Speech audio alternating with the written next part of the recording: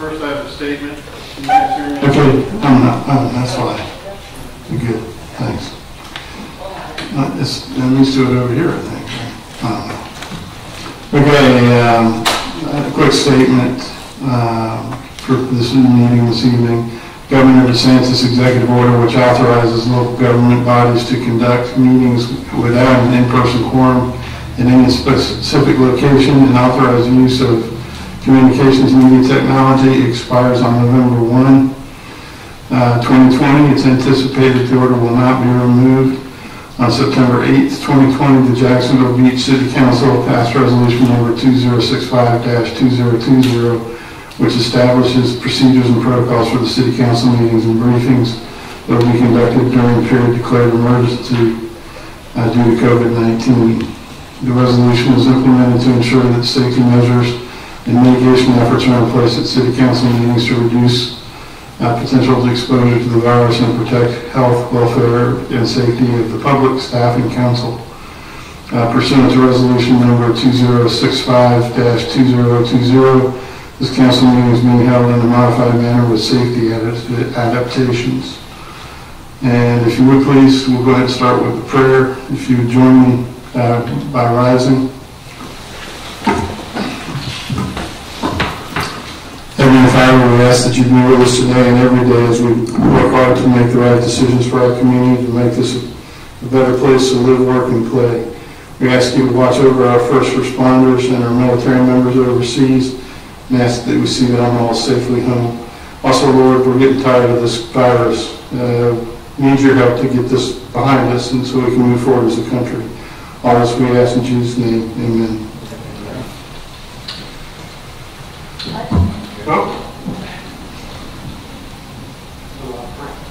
Pledge allegiance to the flag of the United States of America and to the republic for which it stands, one nation, under God, indivisible, with liberty and justice for all. God, we got used to doing this in my dinner. We'll call the meeting to order. Madam Clerk, will you get a roll call, please? Councilmember Doherty. Here. Demott. Here. Golding. Here. Hoffman. Here. Nichols. Here. Vogelsang. Mayor Lincoln. Here. And let's go ahead and start with 201, please. I move that we approve the minutes of the regular council meeting held on October 5th, 2020. Second. Got a motion and a second. Any debate by the council? Seeing none, all in favor, please signify by saying aye. Aye. Any opposed? By your action, motion carries. And 202, please. I move that we approve the minutes of the council briefing held on October 12th, 2020. Second. Got a motion and a second. Any debate by the council? Seeing none, all in favor, please signify by saying aye. Aye. Any opposed? By your action, motion is carried. Announcements. Who's got announcements tonight? Ms. Golden. Everybody knows this already, but early voting started today, so I hope everybody gets out and votes. I'll just remind everybody that Beaches Watch has a lot of great information on their website at beacheswatch.com with information about the Jacks Beach candidates, the Jacks Beach ballot amendments, the Duval County amendments, as well as the state constitutional amendments. So I encourage you to visit the website at beacheswatch.com to learn more about what's on your ballot and vote, vote, vote. Thank you, ma'am. Mr. Mott. Don't vote that many times. Same thing, it's early voting started today. The only thing I want to add is it's 7 a.m. to 7 p.m. That's different than in the past, so you have more time to be able to get out there before or after work. And if you want to vote by mail, the deadline for you to request your mail-in ballot is Saturday, October 24th by 5 p.m. Anything after that, you have to do it in person. Thank you, ma'am. Anyone else? Seeing none, we'll move forward courtesy of the floor. Is there anybody here that submitted a card, Madam Clerk, to speak? No, sir. Okay. And then we'll move on to item number 20203, and Mr. Stephanopoulos, would you like to brief everybody on this item? Just a little background on this particular item. This was heard at the last regular council meeting. There were no changes made to the amendment that's been brought forward for you tonight after the vote to continue until this meeting tonight. Two minor non-essential changes were the change to the effective date and the addition of a whereas clause within the agreement. Otherwise, this is basically a continuation of the same amendment to employment agreement for your consideration. Thank you, sir. Can I get a motion, please? I move that we approve the amendment to city attorney employment agreement. Second. Got a motion and a second. Any debate or discussion by the council? Ms. Golden? Thank you, Mayor. Excuse me.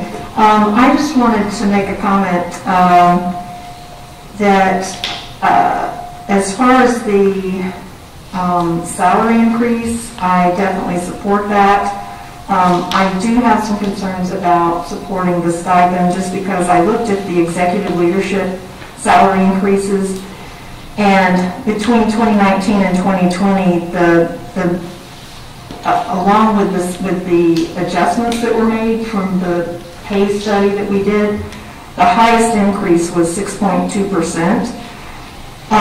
Giving Mr. Ambrosio $160,000 is an increase of 6.67%, which I think is in line with what our executive leadership is getting or has gotten. And I feel that everybody on our executive leadership team has done a really good job. And I just feel it's appropriate that we give him an increase in line with what the rest of the executive leadership got. And so I support the $160,000, but I can't support the stipend. Okay. Anyone else? Madam Clerk, can we get a roll call, please? Councilmember Doherty, Yes. Demott, Yes. Golding, No. Hoffman, Yes. Nichols, Yes. Mayor Latham. Yes. And number 204, we're looking to accept or reject the monthly financial reports. Yeah, let's go ahead with the motion. I move that we accept the financial reports for the month of September 2020. Second. Got a motion and a second. Any discussion or debate by the council? Seeing none, roll call, please, Madam Clerk. Councilmember Demott, Yes. Golding, Yes. Hoffman, Yes. Nichols, Yes. Doherty, Yes. Mayor Latham. Yes. And Mr. Stefopoulos, you prepared to discuss 205? I am. Before I turn this over to Chief Smith to speak a little bit about with regards to what they intend to purchase for their JAG grant monies this year, I would like council to consider amending the dollar amount that's in item 1 of the resolution. I'm sorry, 1 for the proposed action. That it be $32,031 from JAG-C grant instead of $28,811. The reason being is there's actually a slightly higher balance within JAG-C funding that the police department did not realize until just earlier today. Therefore, they're looking to buy a third Microsoft tablet as opposed to the 2 that are listed in the agenda memo. With that, I will turn it over to Chief Smith to talk a little bit about what we're purchasing. Good evening, Council. Gene Paul Smith, Police Chief. This is a grant purchase through JAG-C. We have started buying since I took over routine items or operational items through grant processes to take a burden off the general fund. So you'll see more and more operational purchases coming from our grants. In true Jack Speech fashion, we have ridden this out as far as we can possibly sustain it with the software and the hardware without doing an upgrade. And we're concerned about starting to lose interviews, and the system's getting a little glitchy because it's at the end of its operational life. And currently we came in under budget from some arm twisting with the companies, so we can purchase a few more items to upgrade the system. In spirit of succession also, I have Detective Sergeant Young here. I'm going to start to, with of course the city manager's approval, bring in my staff occasionally, so when some of the more senior people are not here anymore, we have a staff that's ready to move in and that's used to talking to council and operating in this environment. So any tough questions I encourage, and Sergeant Young is at your beck and call if you don't know what else we need. Thank you, sir. Appreciate it. Go ahead and take the motion, please. I move that we approve to expend $32,031 from JAG-C grant funds to purchase the iRecord Universe system for police interview rooms. Second. Yeah, motion and a second, Ms. Dumont. I could not pass up the opportunity to question you. I'm getting cheers from behind you. I noticed in the write-up that this was the only vendor that you looked at for this. At least that's what it sounded like from the write-up. So did you cost compare and look at other possible vendors? And if so, why this one versus those? So we did look at other vendors. iReport, we've had a history with iReport, as do other agencies locally. State attorneys are very familiar with it. All the detectives, the police department are very familiar with the system and how it works. It's a proven system. We have thousands of interviews on this system that we're upgrading. So the answer is yes, we've done that, but we're really comfortable with the ease and how fast we'll be able to basically plug and play to keep it working. Nice answer, thank you. Thank you. Mr. Doherty? Wait. Just gotta plug you the right way. Is this a cloud-based system, and how do you back up the interviews as far as it's not just one hard drive, one would assume? Correct. It would be tied into our network at the police department, and there'll be a constant backup. So there is a backup system that's purchased with this, along with the actual software and the actual system we're going to start with, and then the backup system within the police department. And so is it upgraded as needed then, or is it completely refurbished once it reaches its lifespan? So it is an upgrade to what we have right now. So what we have right now is a CAN system at end of life. Basically, the company is not providing any tech support at the end of this year for that. In December, I think they're going to stop. This system, which is the same company, basically goes to web-based. Allows for a lot more mobility, allows us for easier access, control via restrictions and passwords and those kind of things. But it's just, I can take a detective in California and get on the system and report an interview, and I can watch it. Oh, so it's compatible with other departments? Yes, it's Microsoft Windows based, so we can access it via the web. Very good. Thank you. Yes. Let's see if anybody else. No, nobody else. You good, Sergeant? Thank you, sir. Thank you. Thank you, counsel. Okay, looking for a motion on item 1, please. No, we did. Thank you. Any additional discussion by the council? Seeing none, roll call, please. Councilmember Golding? Yes. Hoffman? Yes. Nichols? Yes. Doherty? Yes. Demott? Yes. Mayor Latham? Yes, and we'll go on to item 2, please. I move that we approve Word Systems, Inc. as the sole source vendor for all service work, including software upgrades for the iRecord system. Second. Got a motion and a second. Chief, do you have anything to add with? No? Okay. Open the floor to the council for any discussion or debate. Seeing none, roll call, please. Council members Hoffman? Yes. Nichols? Yes. Doherty? Yes. Demott? Yes. Golding? Yes. Mayor Latham? Yes. And city manager, you prepared a brief number 206. I am. This next item is seeking authorization for me to enter into a memorandum of agreement with other governmental agencies from Northeast Florida in order to jointly do the assessment of groundwater resource sustainability that's required for our area. This agreement's actually been in place for a number of years, and we keep doing amendments to it approximately every 3 years. If anything, the price that we are looking for our participation has gone down slightly for the next 3-year window, and we recommend that we continue this partnership with all of our neighboring communities. It's a good economical way to do this type of assessment rather than try to do it ourselves. Excellent. Okay, motion, please. I move that we authorize the city manager to execute the memorandum of agreement between the city of Jacksonville Beach and other Northeast Florida water utilities to assess groundwater resource sustainability as described in the memorandum from the Public Works Director dated October 2nd, 2020. Second. And a motion and a second, open the floor to the council for any debate or discussion. Ms. Golden. Just wanted to ask this question. I already got the answer, but I thought it was a good question, or some good information. Have we had any other owners default or get out of the group in the past that would require our contribution to have to change? Dennis Berrien, Director of Public Works. Not to my knowledge. I looked through the other previous agreements. They've all been the same. This is the 5th time that we've rejuvenated this. So far, it makes sense for everybody to continue along with up to the $1.5 million total, and then our part ends up being $6,800 for around $6,000, I think, this time. So it makes sense. We can't hardly do that internally for that price, so everybody kind of stays in.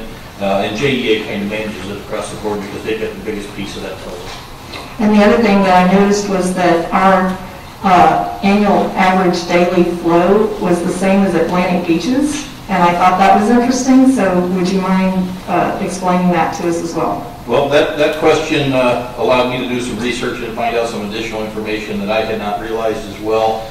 So the city of Atlantic Beach is about 13,000 population compared to our 24,000. But the city of Atlantic Beach also feeds an additional water system that's part of the city of Jacksonville that's directly north of them, which is approximately another 11,000 people. So when it comes down to the actual flow rate that we serve customers and they serve is actually the same number, which is why our funding is in direct in line with what their funding is because they actually have 2 separate groups they're speaking for, one in the city and then one outside of the city. Thank you. Thank you. Anybody else, any other comments or debate from the council? Seeing none, roll call, please. Council members Nichols, Yes. Doherty, Yes. Demott, Yes. Golding, yes, Hoffman, Yes. Mayor Latham. Yes, and city manager, you have someone prepared to discuss to us, Tony? I do. This next item is acceptance of a final replat for lots 2 and 3, located at the intersection of Gale Avenue and 21st Avenue South. This is to support redevelopment of townhouses in this particular area. We do have Senior Planner Heather Ireland here if council has any questions for her. And motion, please. I move that we approve the final plat for the Southwind subdivision. Second. We have a motion and a second. Any discussion or debate from the council? Ms. Dumont? Thank you. I have received questions from people who live on Gale Ave about traffic studies. I'm sure that you've received those same questions at some point in time. Could you answer how traffic and the neighborhoods are going to be impacted? Because when they were telling me about it, I visualized the actual properties going north-south, not east-west. So I'm like, oh, don't see it's going to be that much of a problem. It's off of Gale. Yeah, good evening, Heather Ireland, Senior Planner, Planning Department. We don't have a detailed traffic study in terms of direction or anything, but as part of their development plan application, they do provide us with traffic counts. So for individual units, it's about, the average is usually around 6 to 8 trips per day. So that's the information that we have. They are providing parking. My glasses are fogging up. The 2 end units will have 2 car garages and then 2 parking spaces outside, and then the middle unit, will have 1 car garage and then 1 space outside of there. Thank you. Yes, ma'am. Mr. Doherty? Surprised Mr. March isn't here. I believe that he lives right across. I don't know if he I was think he's waving a sign. Oh, he was? Till 7 p.m. is the library building. Oh, very nice. So we don't usually, with properties like this or redevelopments like this, regarding the traffic, there's not really, we don't really do studies for some of the smalls, do we? As long as they meet the parking requirements. Yes, sir. Right. And again, the developer will provide us with those average daily trip calculations, and I don't have that information with me. It's in the office.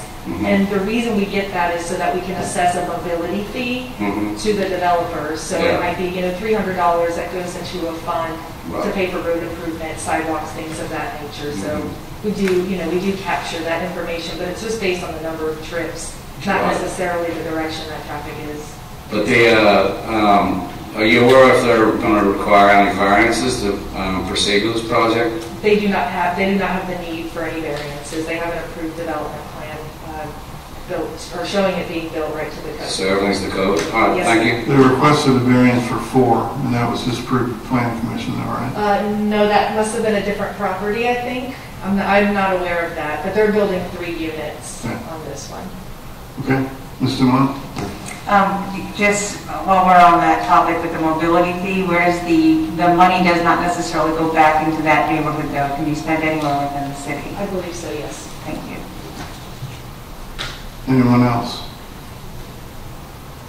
Okay, thank you. Madam Clerk, roll call, please.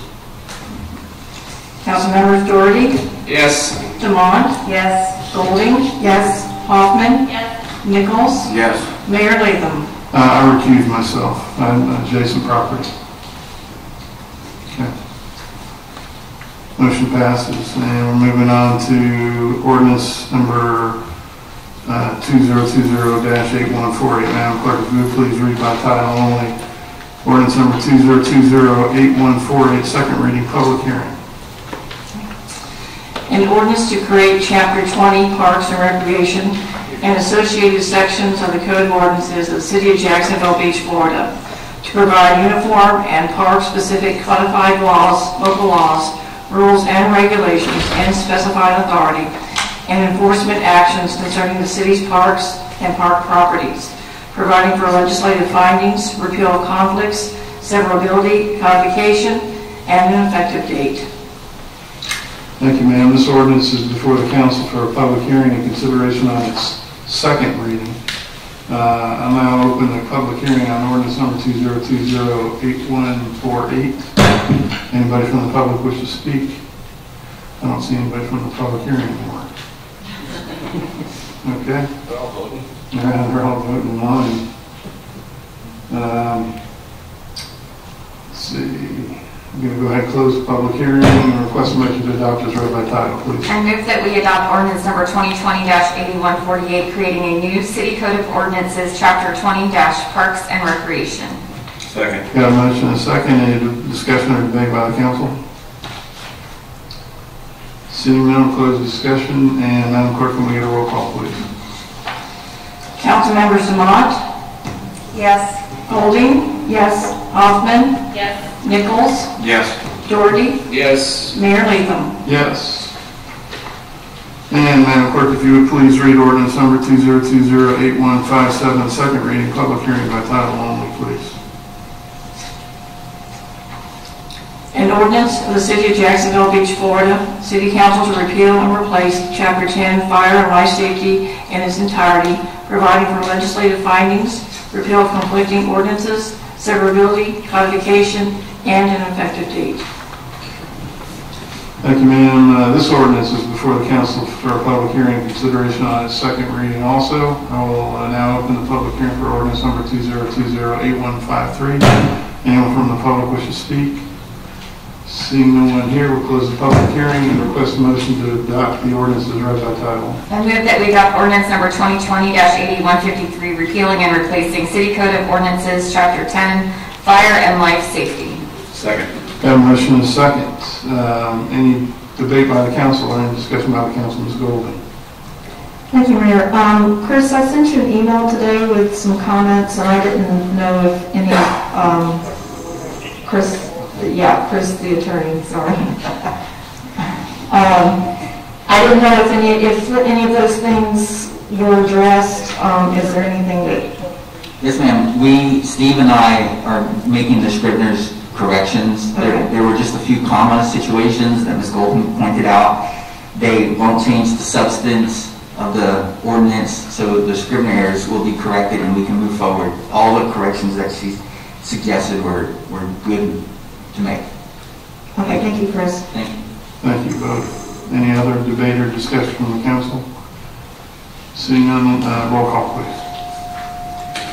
Councilmembers Golding, Yes. Hoffman, Yes. Nichols, Yes. Doherty, Yes. Demont, Yes. Mayor Latham. Yes. And Madam Clerk, please read ordinance number 2020-8154, first reading, public hearing, title only, please.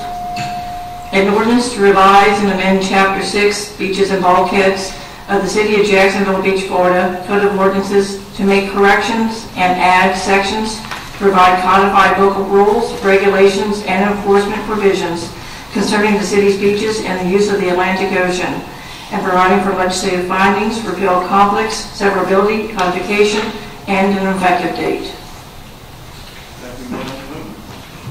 Thank you, ma'am. This ordinance is before the council for public hearing and consideration on its first reading. I'll now open the public hearing on ordinance number 2020-8154. Anyone from the public like to speak?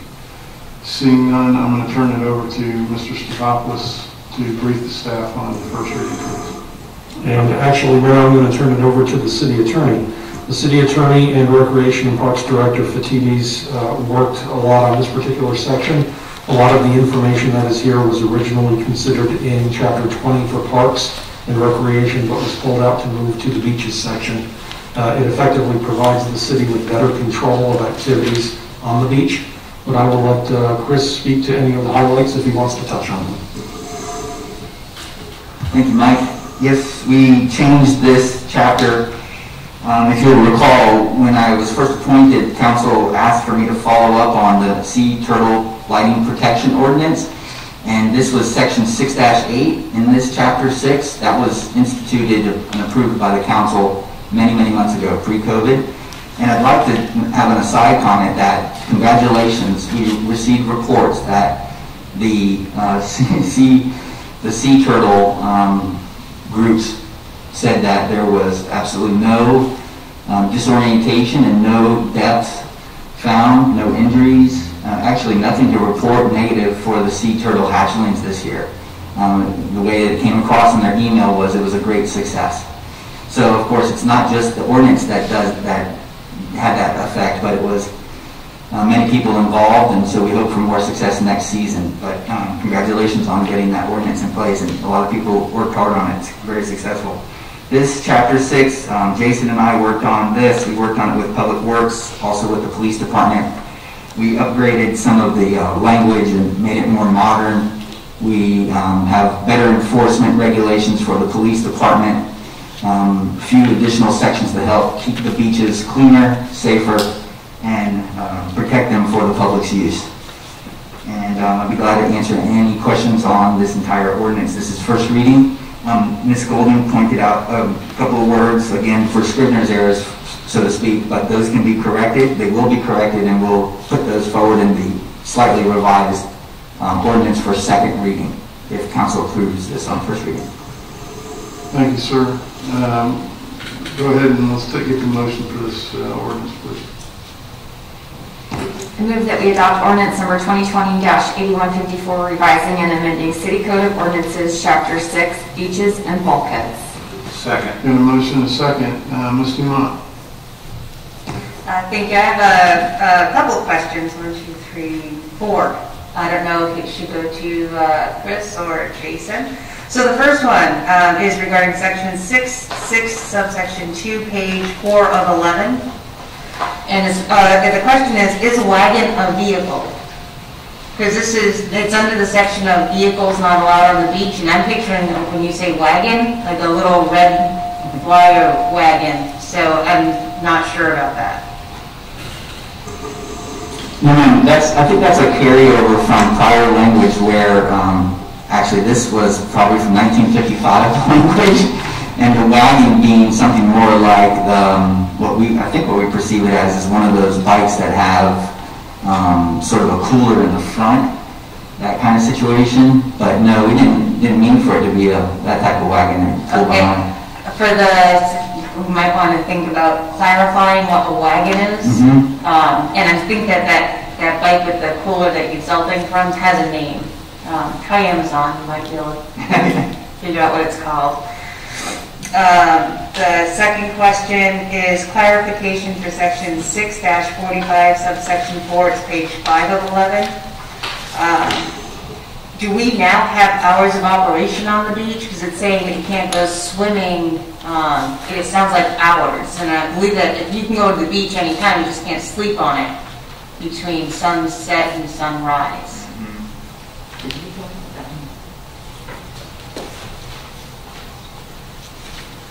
I'm going to turn it over to Jason for that. We did talk about specifically different types of hours and having they correspond to some of our other regulations, such as camping, using the beach. We talked about sunrise, sunset. Do you speak to council member about that? Jason Petides, Director of Parks and Recreation. Our intent was to minimize that type of activity, and what we did is we looked at other ordinances up and down the coast to try and get in line with what they have in their ordinance.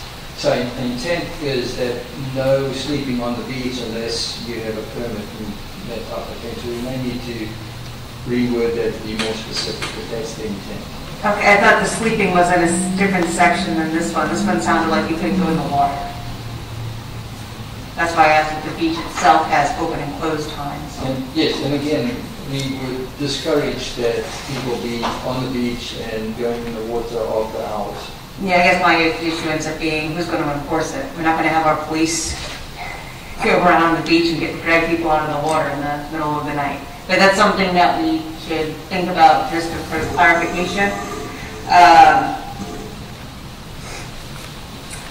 I understand this one, reasoning behind it, but so the justification for 6-45 subsection 15, page 6 of 11, sand sailor or sand sailboat prohibited from operating on the beach. I know when I've been walking and running on the beach, they're operating. I just don't know if we should be saying that they. Do we have a problem with it? Have you gotten any complaints? Or kind of it goes back to like the fire question in the sand, no more fires on the beach? So no, I can't speak to if we've had a problem. I don't know the history. Again, our intent was to model this ordinance against, other municipalities such as our sister beaches, St. Augustine, Fernandina. And again, we understand that, it's like the ordinance that was just passed on the Parks and Recreation.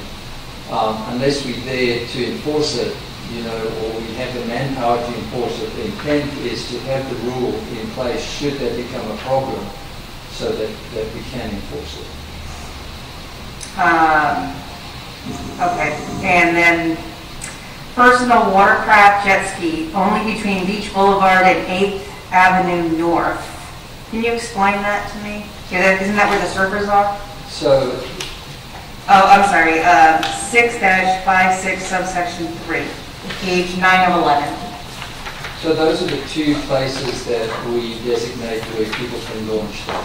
There's no other access along the beach where they can launch, and those are the two places that we would prefer that they launch and, So there's the launching and then there's the operation. They're able to launch there and then they can go down Ponte Vedra if they want to or up to Mayport. Correct, as long as they stay the distance off the shoreline. Okay, I didn't catch that part in the language. I don't know if that needs to be clarified. It's in the prior section.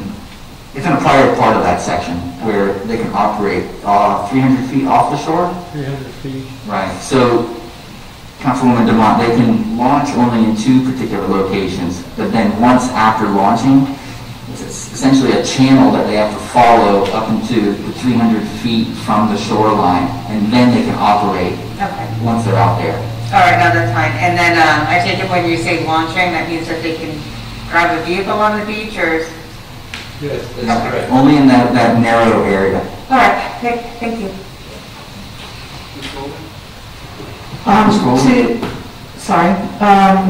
To provide a little more information about the sand sailor, about 20 years ago, there was a gentleman who had a sand sailor that would use it on the beach, and it was a little dangerous because he would be going really fast along the beach, the hard packed area, and it was just dangerous because for pedestrians or people that were walking on the beach. Neptune Beach has this prohibition in their beaches code, so I think it's appropriate that we have it in ours as well. It's not a motorized vehicle, but it goes pretty fast, so it's not safe for the little kids that are on the beach. So I certainly understand why we would have it in there. Thank you, ma'am. Mr. Nichols.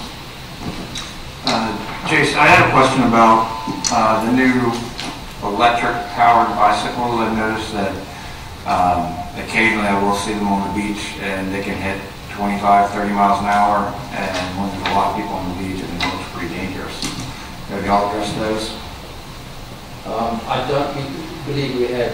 Does that fall, I mean, does it fall under motorized vehicles? It should be in there It somewhere. should be, I believe. Okay, I just noticed there was a couple occasions where they can reach some pretty high speeds, and if we're going to not have the sand surfers, I mean, it seems reasonable that you wouldn't want to have those as well.